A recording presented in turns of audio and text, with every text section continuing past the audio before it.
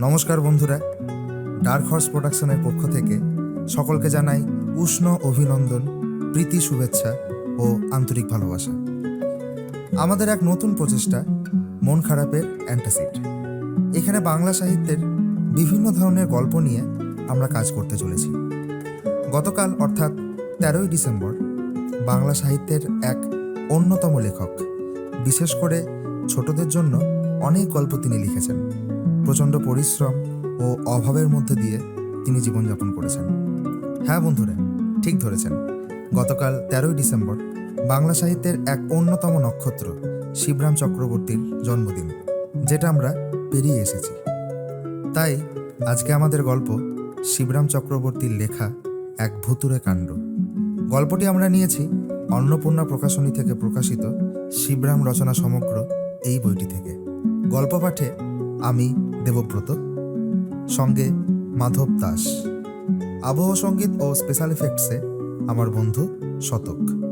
শুরু হচ্ছে আজকের গল্প, এক ভুতুড়ে কাণ্ড।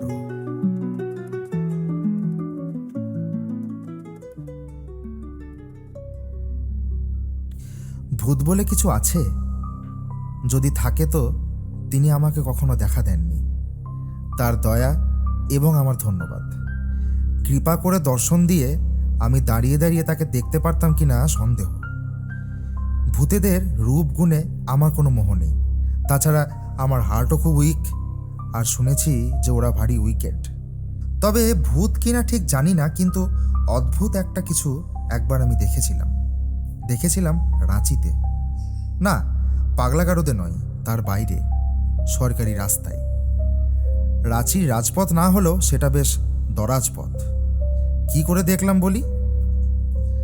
একটা সাইকেল হাতে পেয়ে হুড্রুর দিকে পাড়ি জমিয়েছিলাম, কিন্তু মাইল 7 না যেতেই তার একটা টায়ার ফেঁসে গেল। যেখানে বাঘের ভয় সেখানেই সন্ধে হয়, একটা কথা আছে না? আর যেখানে সন্ধে হয় সেখানেই সাইকেলের টায়ার ফাঁসে। জনমানবহীন পথ, জায়গাটাও জঙ্গলি, আর মাইল 5 যেতে পারলে গাঁয়ের মতো একটা পাওয়া যেত, কিন্তু সাইকেল ঘাড়ে করে যেতে হলেই হয়েছে।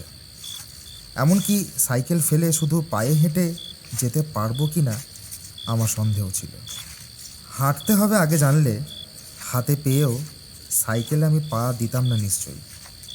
তখনও সন্ধে হয়নি, এই হব সামনে গেলে 5 মাইল, ফিরতে হলে 7।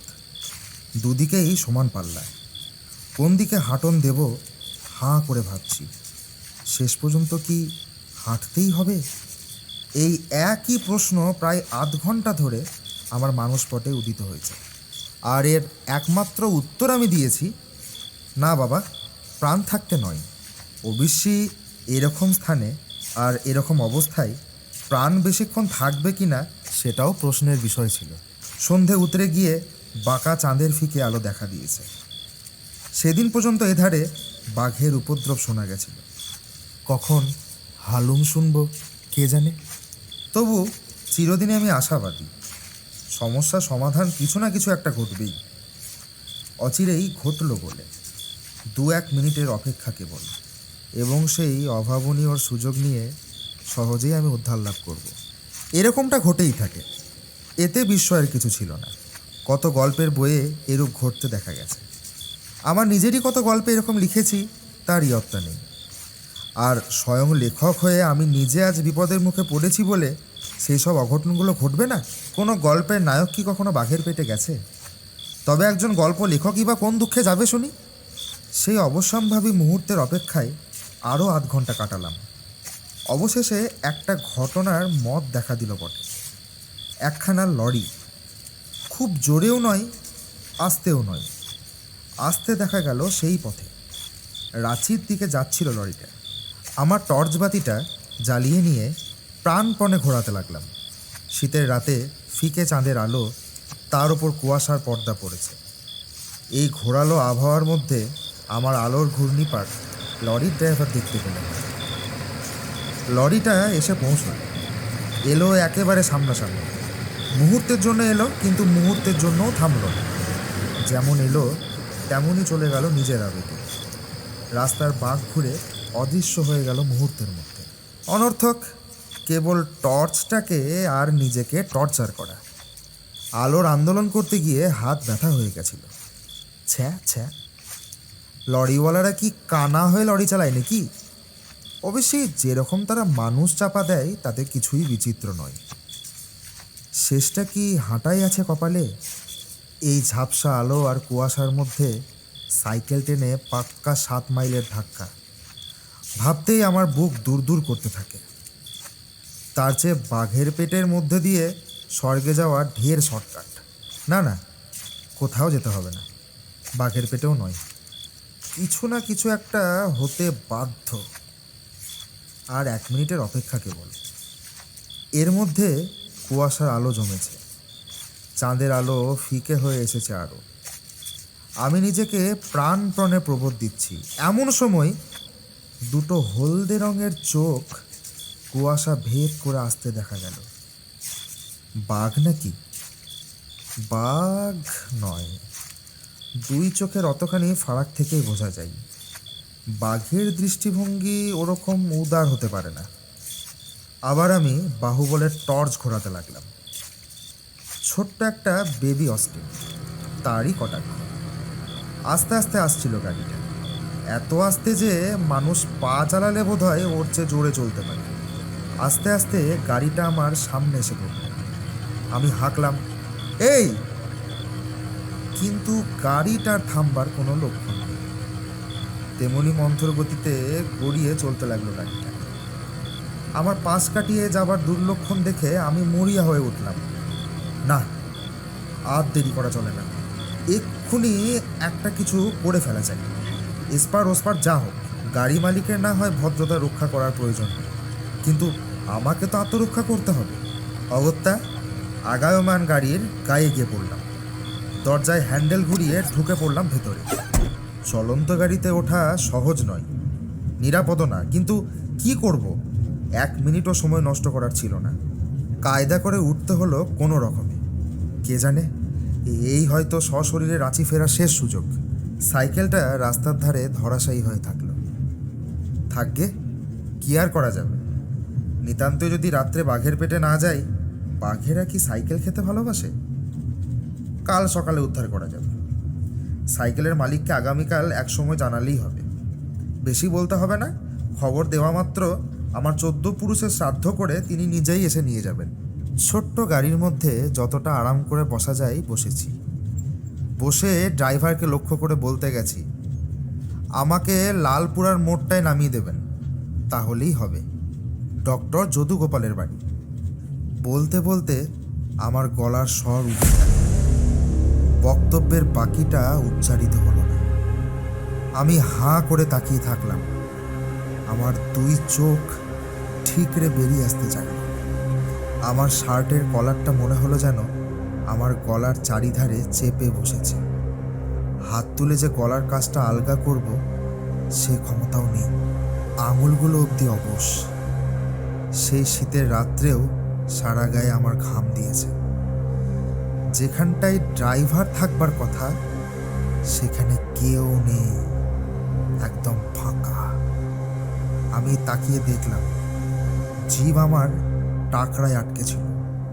কয়েক মিনিট বাদে সেখান থেকে নামলে বাক শক্তি ফিরে পেলাম। ভূত, ভূত ছাড়া কিছু না। আপনা থেকেই আমার মুখ দিয়ে বেরিয়ে এলো। আমার কথায় ভূত যে কর্ণপাত করল তা মনে হলো না। ড্রাইভার গাড়ি যেমন চলছিল তেমনই চলতে লাগলো। প্রথমে আমার মনে হলো নেমে পড়ি গাড়ি থেকে, কিন্তু তারপর সমস্ত পথটা হেঁটে মরতে হবে এই কথা ভাবতেই ভূতের মারও তার চেয়ে ঢের শ্রেয় বলে আমার জ্ঞান হলো।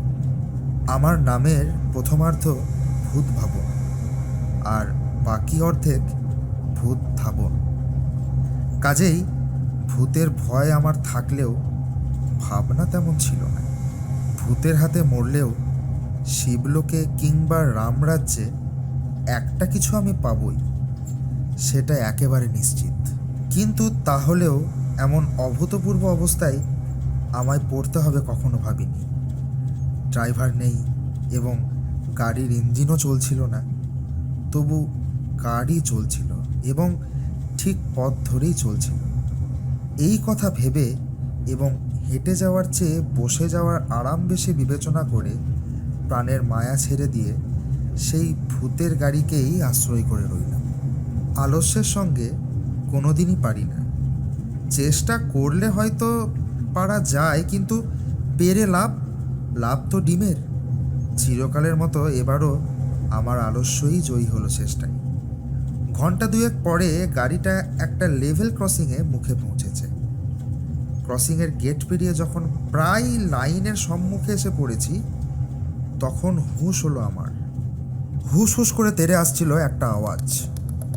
রেলগাড়ির আগমনী কানে আসতেই আমি চমকে উঠলাম। আপ কিংবা ডাউন একটা গাড়ি এসে পড়ল বলে। অদূরে তার ইঞ্জিনের আলো দেখা দিয়েছে, কিন্তু আমার গাড়ির থামবার কোনো উৎসাহ নেই। বিনে ভাড়ায় গাড়ি চেপে চলেছি বলে কি অদৃশ্য ভূত আমায় টেনে নিজের দল ভারী করতে চাই নাকি? নিঃশব্দ রাত্রির শান্তি ভঙ্গ করে গম গম করতে করতে ছুটে আসছিল ট্রেনটা, তার জ্বলন্ত চোখে মৃত্যুদূতের হাতছানি। আমার গাড়ির হাতলটা কোথায়? এক্ষুনি এই জমালয়ের রথ থেকে নেমে পড়া দরকার। আর এক মুহূর্ত দেরি হলেই হয়েছে। কোনো রকমে দরজা খুলে তো বেরিয়েছি, আমিও নেমেছি, আর আমার গাড়িও থেমেছে। আর সঙ্গে সঙ্গে সামনে দিয়ে রেলগাড়িটাও গর্জন করতে করতে বেরিয়ে গেছে। কয়েক মুহূর্তের জন্য আমার সম্বিত ছিল। হুস হুস করে ট্রেনটা চলে যাওয়ার পর আমার হুঁশ হলো। না, মারা যায়নি। হুঁশিয়ার হয়ে দেখলাম জলজ্যান্ত রয়েছি এখনো, এবং মোটর গাড়িটাও চুরমার হয়নি, আমার পাশেই ছবির মতন দাঁড়িয়ে। আমার এবং মোটরটার টিকে থাকা একটা চূড়ান্ত রহস্য মনে হচ্ছে। এমন সময় চোখে চশমা লাগানো একটা লোক বেরিয়ে এলো মোটরের পেছন থেকে। আমাকে একটু সাহায্য করবেন? এগিয়ে এসে বললেন ভদ্রলোক। দয়া করে যদি আমার গাড়িটা একটু ঠেলে দেন মশাই। 8 মাইল দূরে গাড়িটার কল বিগড়েছে, সেখান থেকে একলাই ঠেলতে ঠেলতে আসছি। পথে একজনকেও পেলাম না যে সে আমার সঙ্গে হাত লাগায়। যদি একটু আমার সঙ্গে হাত লাগান। লাইনটা পেরিয়েই আমার বাড়ি, একটু গেলেই ওই যে দেখা যাচ্ছে আর 1 মিনিটের রাস্তা।